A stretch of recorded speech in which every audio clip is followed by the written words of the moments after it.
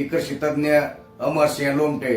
शेतकरी मित्रांनो, पपई पिकाचे विक्रमी उत्पादन घेण्यासाठी झाडावरील फळे पक्व झाल्यानंतर 9 ते 9.5 महिन्यानंतर फळे आपली फिकट हिरव्या कलरची होणार आहे. त्याच पद्धतीनं फळांवर पिवळसर चट्टा पडल्यानंतर फळांची काढणी करायची आहे. दूरच्या बाजारपेठेत फळे पाठवण्यासाठी फळांच्या टोकाकडील भाग पिवळसर झाल्यानंतर फळांची काढणी करायची आहे.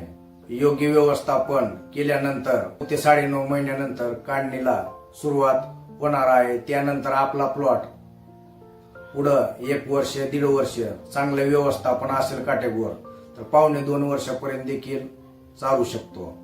तर याच्यामध्ये 15 नंबर पपईचं जर वाण आपण केलं असेल तर एका फळाचे वजन अर्धा किलो 1 किलो त्याच पद्धतीनं 2 किलो पर्यंत आपल्याला मिळणार आहे. त्याच पद्धतीनं तैवान 786 या वाणाच्या फळांचं वजन अर्धा किलो पासून ते 3 किलो 4 किलो 5 किलो पर्यंत आपल्याला मिळणार आहे.